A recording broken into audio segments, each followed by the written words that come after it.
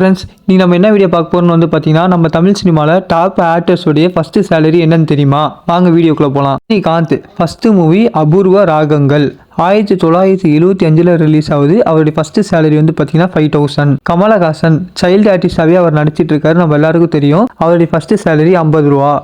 விஜயோட first movie நாளைய தீர்ப்பு 1992 ரிலீஸ் ஆகுது. அவருடைய ஃபர்ஸ்ட் சேலரி 75000. அஜித் குமார் அவருடைய ஃபர்ஸ்ட் மூவியோட நேம் வந்துட்டு பெருமா புஸ்தகம் 1992 ரிலீஸ் ஆகுது. அவருடைய சேலரி வந்து பார்த்தீங்கன்னா 25000. சூர்யாவுடைய ஃபர்ஸ்ட் மூவி வந்து பார்த்தீங்கன்னா நேருக்கு நேர் 1997 ரிலீஸ் ஆகுது. அவருடைய சேலரி வந்து பார்த்தீங்கன்னா 7500 ரூபா. தனுஷ் அவருடைய ஃபர்ஸ்ட் மூவி வந்து துள்ளுவதோ இளமை 2002 ரிலீஸ் ஆகுது. அவருடைய ஃபர்ஸ்ட் சேலரி வந்து பார்த்தீங்கன்னா 25000. சிம்பு இவருக்குமே 2002 தான் ரிலீஸ் ஆகுது ஃபர்ஸ்ட் படம் காதல் அழிவதில்லை. அவருடைய சேலரி வந்து பார்த்தீங்கன்னா 30000. எஸ்கே அவருடைய ஃபர்ஸ்ட் மூவி மெரினா 2012 ரிலீஸ் ஆகுது. அவரோட சேலரி 1000 ரூபா. இது அவரே இன்டர்வியூல சொல்லியிருக்காரு.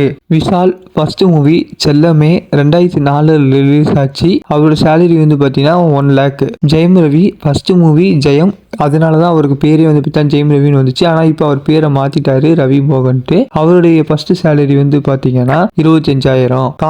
கார்த்தியோட ஃபர்ஸ்ட் மூவி வந்து பார்த்தீங்கன்னா பருத்தி வீரன் 2007 ரிலீஸ் ஆச்சு. அவருடைய ஃபர்ஸ்ட் சேலரி வந்து பார்த்தீங்கன்னா 75000. விக்ரமோடைய ஃபர்ஸ்ட் மூவி வந்துட்டு பார்த்தீங்கன்னா 1999 ரிலீஸ் ஆகுது. அவருடைய சேலரி வந்து பார்த்தீங்கன்னா 5000. இந்த ஸ்டார்ஸ் எல்லாருமே பல கோடிகளில் சம்பளம் வாங்கிட்டு இருக்காங்க. மினிமம் எல்லா ஆக்டர்ஸுமே 100 கோடிக்கு மேலே தான் சம்பளம் வாங்குறாங்க. சிம்பு மட்டும்தான் எவ்வளோ சம்பளம் வாங்குறாருங்கிறது நமக்கு தெரியல. நம்ம இது எல்லா ஆக்டர்ஸுமே வந்து பார்த்தீங்கன்னா ஆவரேஜாக 100 கோடிக்கு மேலே தான் வாங்குறாங்க.